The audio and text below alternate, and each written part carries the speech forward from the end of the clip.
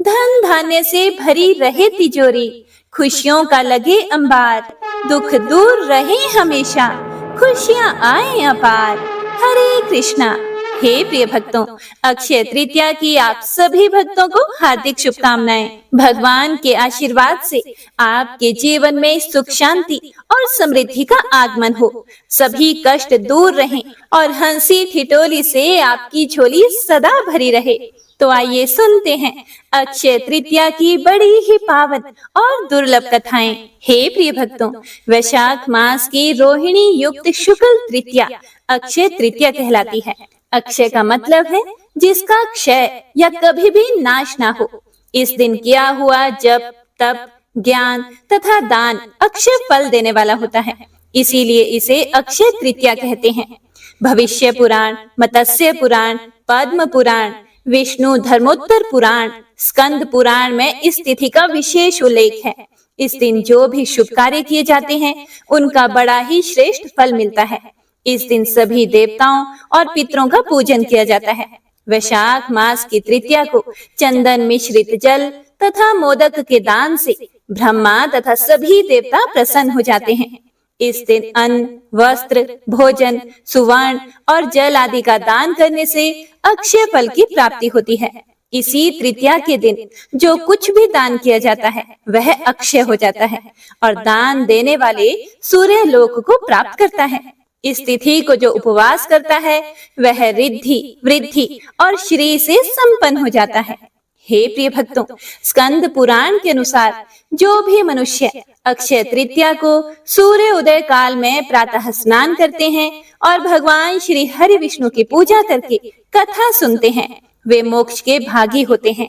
जो उस दिन मधुसूदन की प्रसन्नता के लिए दान करते हैं उनका वह पुण्य कर्म भगवान की आज्ञा से अक्षय फल देता है। भगवान श्री कृष्ण युधिष्ठिर महाराज से कहते हैं कि हे राजन, इस तिथि पर किए गए दान और हवन का क्षय नहीं होता है, इसीलिए हमारे ऋषि मुनियों ने इसे अक्षय तृतीया कहा है। इस तिथि पर भगवान की कृपा दृष्टि पाने एवं पितरों की गति के लिए की गई विधियां अक्षय अविनाशी होती हैं।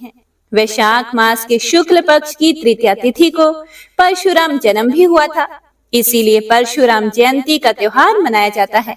अक्षय तृतीया से ही त्रेता युग का आरंभ हुआ था, जो भगवान श्री राम की लीला के लिए स्मरण किया जाता है। यही कारण है कि यह युगादि तृतीया भी कहलाती है। इसी दिन भगवान श्री हरि विष्णु हयग्रीव रूप में अवतरित हुए थे। महर्षि वेद व्यास जी ने इस दिन महाभारत की रचना प्रारंभ की थी, जिसे भगवान गणेश जी ने लिपिबद्ध किया था। पांडवों के वनवास के दौरान भगवान श्री कृष्ण ने उन्हें अक्षय पात्र दिया था, जिससे अन्न का कभी भी क्षय नहीं होता। श्री कृष्ण भगवान ने इस दिन अपने बाल सखा सुदामा की सहायता की थी और उन्हें दरिद्रता से मुक्त कराया था। कुबेर ने शिवपुरम में इस दिन भगवान शिव की पूजा करके अपनी समृद्धि वापस पाई थी। इसी शुभ घड़ी में भगवान विष्णु ने नर नारायण अवतार लिया। आज ही श्री बद्री नारायण एवं केदारनाथ धाम के पट खुलते हैं। वृंदावन के श्री बांके बिहारी लाल जी के मंदिर में केवल इसी दिन श्री विग्रह के चरण दर्शन होते हैं, अन्यथा पूरे वर्ष वस्त्रों से वे ढके रहते हैं। तो आइए कथा का शुभारंभ करते हैं। भगवान श्री कृष्ण धर्मराज युधिष्ठिर महाराज से बोले कि हे पार्थ, प्राचीन काल में महोदय नाम का एक वैश्य था। महोदय अत्यंत सत्यपरायण, मृदुभाषी, निर्मल तथा देवताओं एवं ब्राह्मणों का पूजन करने वाला था। उसे विभिन्न प्रकार के पुण्याख्यान श्रवण करना बहुत ही प्रिय था। उसे यदि दैनिक कार्यों से तनिक भी समय मिलता था तो वह सत्संग आदि श्रवण करने पहुंच जाता था। अन्य कार्यों से विचलित होते हुए भी उसका मन सदैव शास्त्र चिंतन में ही लीन रहता था। एक दिन रास्ते में उसने कुछ ऋषियों को रोहिणी नक्षत्र से युक्त अक्षय तृतीया के महत्व का वर्णन करते हुए सुना। वे ऋषि बोल रहे थे कि अक्षय तृतीया बुधवार से संयुक्त होने पर महान अगणित फल प्रदान करने वाली होती है। अक्षय तृतीया के दिन ही नर नारायण, हयग्रीव एवं परशुराम अवतार प्रकट हुए थे।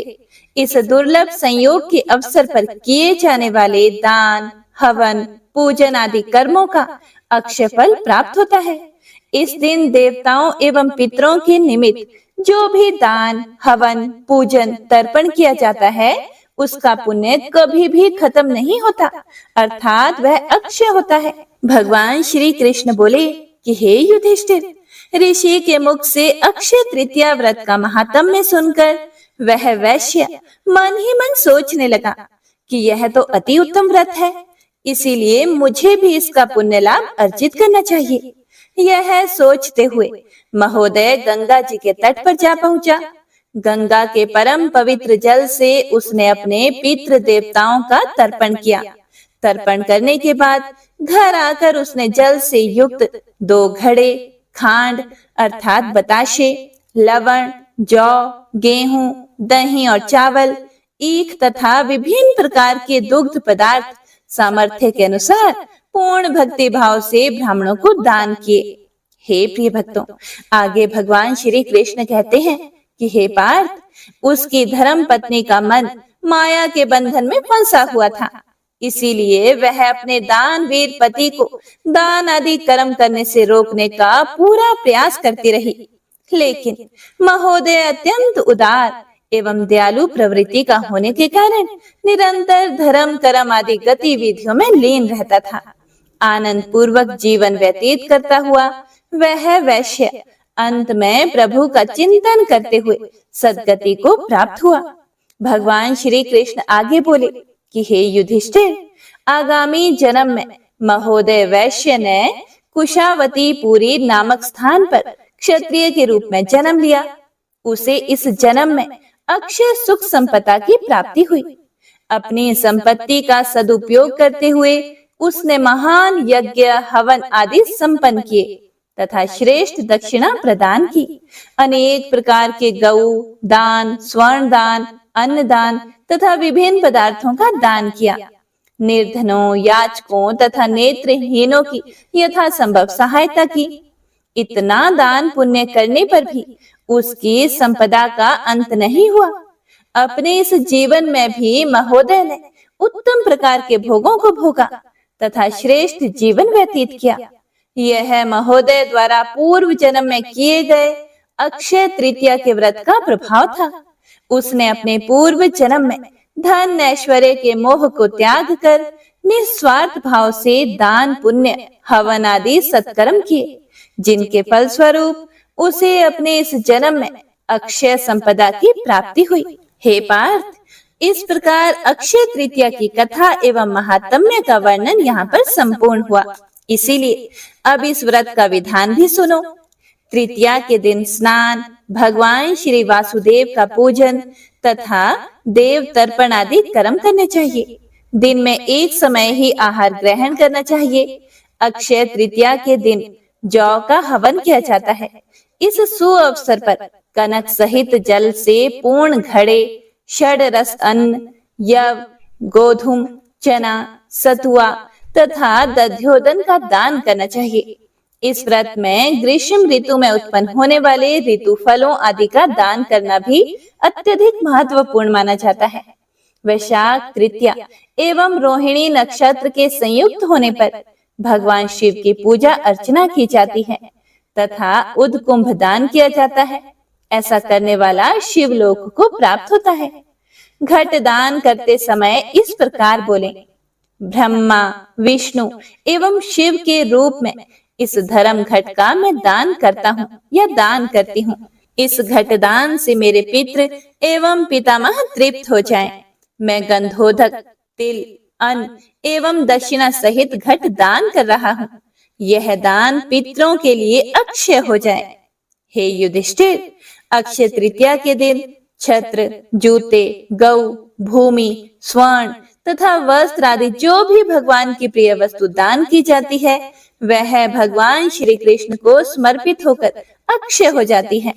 हे प्रिय युधिष्ठिर, मैंने अक्षय तृतीया का संपूर्ण महात्म्य एवं विधान कह डाला है। तुम्हारे मेरे बीच में अब कुछ भी गोपनीय नहीं रहा। इस तिथि पर किए गए जप, तप, हवन, यज्ञ, दान, पुण्य कभी भी नष्ट नहीं होता तथा देवताओं एवं पितरों के निमित्त पूजन तर्पण अक्षय फल प्रदान करते हैं। इसीलिए यह अक्षय तृतीया कहलाती है। इस प्रकार भविष्य पुराण में वर्णित अक्षय तृतीया व्रत का विधान संपूर्ण हुआ। विष्णु धर्मोत्तर पुराण में भी अक्षय तृतीया के व्रत का वर्णन प्राप्त होता है। विष्णु धर्मोत्तर पुराण के अनुसार वैशाख शुक्ल तृतीया के दिन उपवास करने से अक्षय पुण्य प्राप्त होता है। कृतिका नक्षत्र से युक्त होने पर इसका प्रभाव अधिक हो जाता है तथा किए गए समस्त शुभ कर्मों का अक्षय फल प्राप्त होता है। पुराणानुसार अक्षय तृतीया के व्रत में भगवान की अक्षत से पूजा अर्चना की जाती है। जो भी मनुष्य इस तिथि में तीर्थ जल से स्नान करके भगवान श्री हरि विष्णु को अक्षत सत्तू अर्पित करता है तथा सत्तू एवं अक्षत का हवन करके सत्तू व पकवान ब्राह्मणों को अर्पित करता है, वह अक्षय पुण्य फल प्राप्त करता है। हे भृगुनंदन, जो प्रोक्त विधान का पालन करते हुए एक भी तृतीया का व्रत पालन कर लेता है, उसे समस्त तीजों के व्रत का फल प्राप्त होता है। हे प्रिय भक्तों, तो इस प्रकार विष्णु धर्मोत्तर पुराण में वर्णित अक्षय तृतीया व्रत कथा महात्म्य यहीं पर संपूर्ण हुआ। हे प्रिय भक्तों, तो आइए अब अक्षय तृतीया के उपलक्ष्य में उससे जुड़ी एक और पौराणिक कथा का श्रवण करते हैं। इस कथा के बारे में ऐसी मान्यता है कि जो भी मनुष्य इस कथा को अक्षय तृतीया वाले दिन पूरे भक्ति भाव से पूर्ण रूप से सुनता है, यानी कि शुरू से लेकर अंत तक सुनता है, उसे अक्षय पुण्य फल प्राप्त होता है। बहुत समय पहले की बात है, जब यह पृथ्वी अनेक महान राजाओं और तेजस्वी ऋषि मुनियों से सुसज्जित थी। चारों ओर धर्म और सुख का वास था, किंतु फिर भी कर्म का चक्र सबके लिए एक समान कहाँ होता है। तो ऐसे समय में भी एक ब्राह्मण परिवार रहता था जो कि बहुत ही निर्धन था। उस परिवार में केवल ब्राह्मण और उसकी पत्नी ही रहते थे। ना तो उनके पास कोई धन था और ना ही उनके कोई संतान थी। लेकिन इस ब्राह्मण के जीवन में जो एक सुख था, वो था सिर्फ उसकी पत्नी। उस ब्राह्मण की पत्नी अत्यंत विनम्र, पतिव्रता, चरित्रवान और बहुत ही सुंदर थी।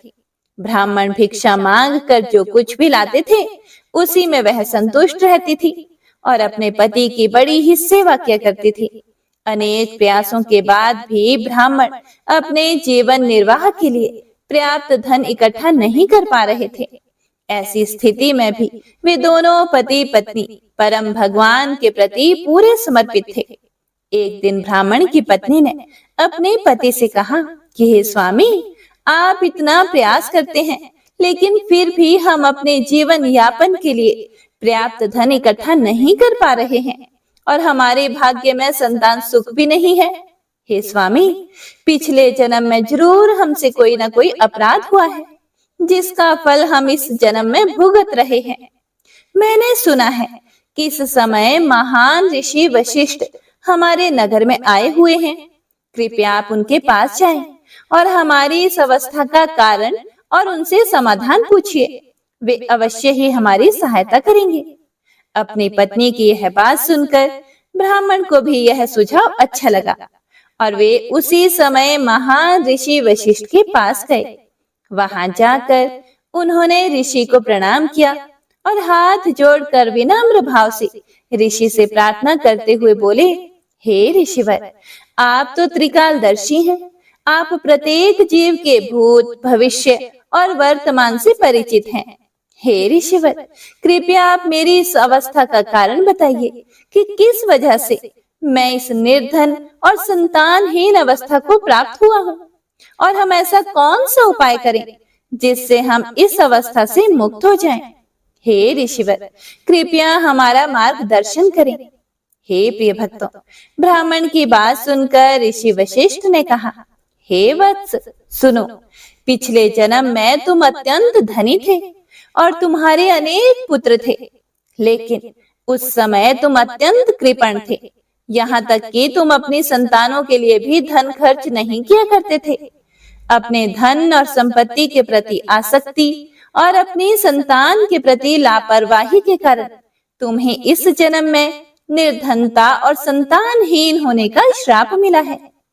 उस समय किसी कारणवश तुमने वैशाख मास के अंतिम 5 दिन में व्रत का पालन किया था, इसीलिए इस जन्म में तुम्हें ब्राह्मण का शरीर और अच्छी पत्नी प्राप्त हुई है। अगर तुम इस जन्म में वैशाख मास के कम से कम और 7 दिनों तक भगवान श्री कृष्ण की भक्ति द्वारा पालन करोगे तो इस अभिशाप से अवश्य ही मुक्त हो सकते हो। और वैशाख मास के शुक्ल पक्ष में आने वाली अक्षय तृतीया के दिन परम भगवान श्री कृष्ण की पूजा अर्चना करो, दान पुण्य करो। ब्राह्मण ने वशिष्ठ मुनि के कहे अनुसार वैसे ही पालन किया और उसके फल स्वरूप ब्राह्मण अपने निर्धन और संतानहीन अवस्था से मुक्त हुआ। हे प्रिय भक्तों, इस कथा का महात्म्य सुनाते हुए ऐसा कहा गया है कि जब हम इस प्रकार की पौराणिक कथाओं का श्रवण या पठन करते हैं तो हम अपने आप ही परम भगवान, गुरु और वैष्णव की सेवा में संलग्न होते हैं। इसीलिए अक्षय तृतीया के दिन इस कथा का श्रवण अवश्य ही करना चाहिए। जय श्री हरि। हे प्रिय भक्तों, बहुत समय पहले की बात है। एक धर्मात्मा ब्राह्मण अपने परिवार सहित अत्यंत निर्धनता में जीवन यापन कर रहे थे। एक बार वैशाख शुक्ल तृतीया का दिन आया तो ब्राह्मणी ने अपने पति से कहा कि हे स्वामी, आज अक्षय तृतीया का महापर्व है। यह परम पुण्यदायी तिथि है और इसे ईश्वरीय तिथि भी कहते हैं और ऐसी मान्यता है कि इस दिन दान पुण्य करने से अक्षय फल प्राप्त होता है। इसीलिए हमें भी इस दिन कुछ ना कुछ पुण्य कर्म अवश्य ही करना चाहिए। फिर ब्राह्मण बोला कि हे देवी, हमारे पास तो अन्न का एक कण भी नहीं है, दान कैसे करें? तब पत्नी ने आग्रह पूर्वक कहा कि जो भी थोड़ा बहुत कुछ सत्तू बचा हुआ है वही भगवान को अर्पित करके किसी भूखे को दे दीजिए। हे प्रिय भक्तों, अपनी पत्नी की बात सुनकर ब्राह्मण ने भगवान विष्णु की मूर्ति बनाकर उन्हें स्नान किया और पुष्प चंदन तुलसी अर्पित की और सच्चे भाव से सत्तू जल में घोलकर उन्हें अर्पित किया और उसके बाद उसी सत्तू से एक प्यासे अतिथि जो वास्तव में स्वयं भगवान नारायण ही थे उनको तृप्त किया। उसकी श्रद्धा और भावना से प्रसन्न होकर भगवान ने कहा कि हे ब्राह्मण देव, आज तुमने जो भाव पूर्ण मुझे अर्पित किया है उसका फल अक्षय होगा। तुम्हारे घर में अब कभी भी अन्न की कमी नहीं होगी। हे प्रिय भक्तों, उसके बाद ब्राह्मण के घर में समृद्धि आ गई और वह कभी दरिद्र नहीं रहा। उसकी आने वाली प्रत्येक पीढ़ी धनवान रही। थोड़ा सा भी अन्न यदि श्रद्धा से अर्पित किया जाए तो वह भी अक्षय फल देता है। यह दिन ईश्वर की कृपा प्राप्त करने का अनुपम अवसर है।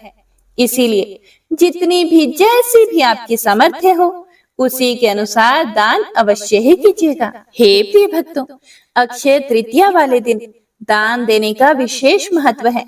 इसीलिए आप अपनी क्षमता के अनुसार किसी सुपात्र व्यक्ति को या वैष्णव को या फिर नजदीक के मंदिर में जाकर दान दे सकते हैं, लेकिन कुछ न कुछ दान अवश्य ही देना चाहिए और ज्यादा से ज्यादा नाम जप कीजिए, जैसे हरे कृष्ण कृष्ण कृष्ण हरे हरे, हरे राम राम राम हरे हरे, हरे कृष्णा।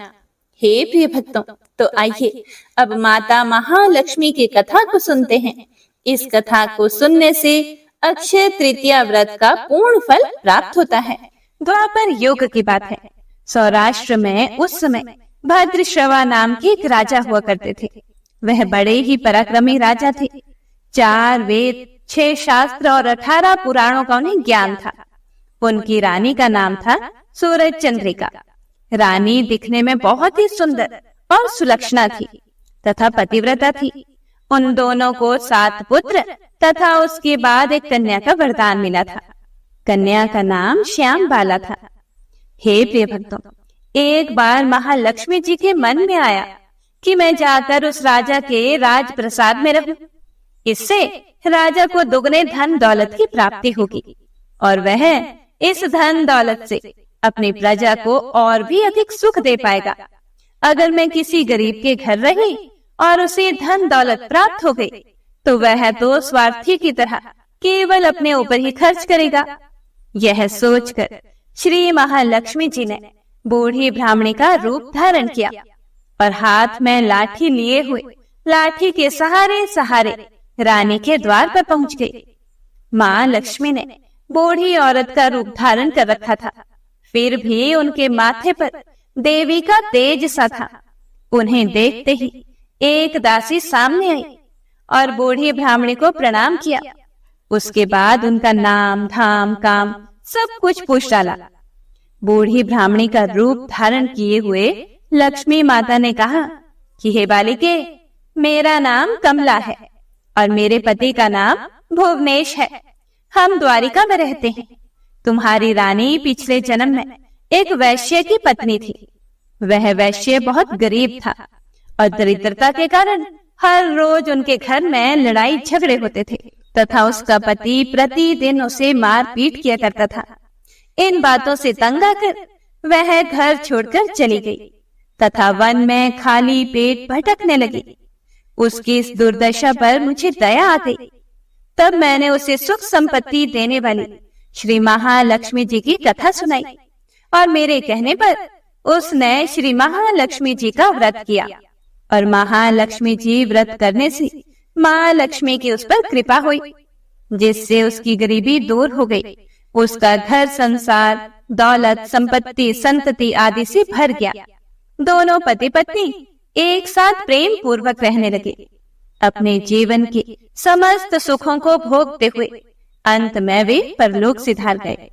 हे प्रिय भक्तों, लक्ष्मी व्रत करने के कारण वे लक्ष्मी लोक में रहे।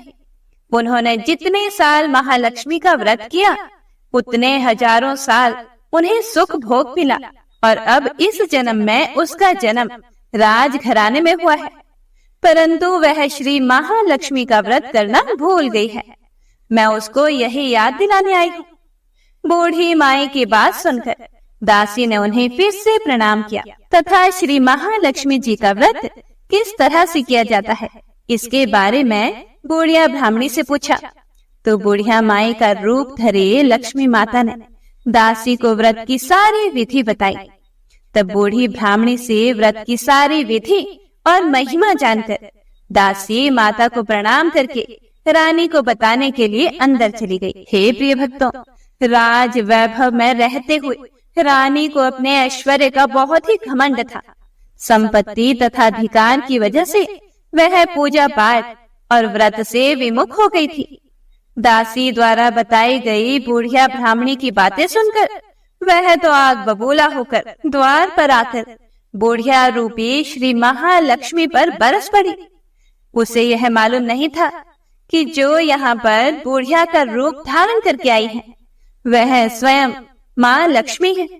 परंतु रानी का इस कदर रूखा बर्ताव देखकर, अपना अनादर देखकर माता ने वहां ठहरना ठीक नहीं समझा, तो वे वहां से चल पड़ी। रास्ते में उन्हें राजकुमारी श्याम बाला मिली, तो उन्होंने श्याम बाला को सारी बात बताई। तब श्याम बाला ने अपनी माँ की तरफ से माफी मांगी, तो माता को उस पर दया आ गई। उसने श्याम बाला को श्री महालक्ष्मी व्रत के बारे में बताया। तब श्याम बाला ने उस बूढ़ी ब्राह्मणी के कहे अनुसार पूरी श्रद्धा से महालक्ष्मी का व्रत रखा, तो व्रत के प्रभाव से राजा सिद्धेश्वर के सुपुत्र मालाधर से उसका विवाह हो गया। वह धन दौलत ऐश्वर्य वैभव से मालामाल हो गई। पति के साथ ससुराल में आनंद से रहने लगी और दूसरी तरफ उसके मायके में उसकी माँ पर महालक्ष्मी का प्रकोप हुआ। राजा का सारा कारोबार नष्ट हो गया और यहाँ तक कि उनके खाने के भी लाले पड़ गए।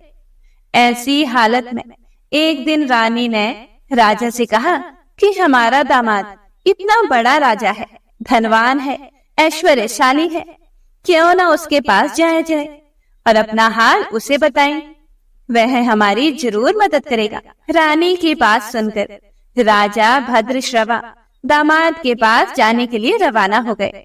राज्य में पहुंचकर एक तालाब के किनारे थोड़ी देर विश्राम करने के लिए ठहरे। तालाब से पानी लेने आती जाती दासियों ने उन्हें देखा उन्होंने बड़ी ही विनम्रता से पूछताछ की तो उन्हें मालूम हुआ कि ये तो रानी श्यामबाला के पिता हैं। तो वे दौड़ती हुई रानी के पास गई और सारी बात रानी को बताई। रानी ने दासी के हाथ राज परिधान भेजकर बड़े ठाट से उनका स्वागत सत्कार किया, खान पान करवाया। जब वे वापस जाने लगे तो सोने की मोहरों से भरा हुआ घड़ा दिया। जब राजा घर वापस लौटे तो उन्हें देखकर रानी बड़ी खुश हुई। तो राजा ने मोहरों से भरा हुआ घड़ा रानी को दे दिया। हे प्रिय भक्तों, जैसे ही रानी ने घड़े का मुंह खोल कर देखा तो उसके अंदर तो मोहरों की जगह कोयले मिले। यह सब श्री महालक्ष्मी के प्रकोप से हुआ था।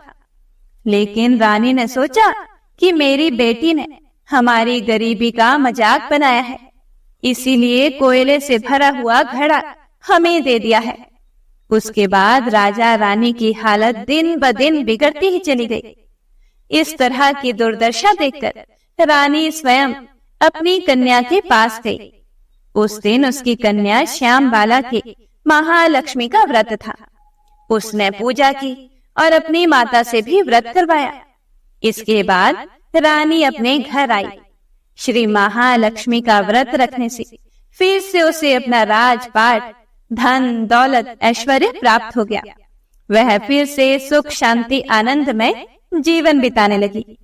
कुछ दिनों के बाद राजकन्या श्यामबाला अपने पिता के घर आई तो उसे अपने घर देखकर उसकी माँ को पुरानी बातें याद आ गई कि यही श्यामबाला ने अपने पिता को घड़ा कोयलों से भर कर दिया था।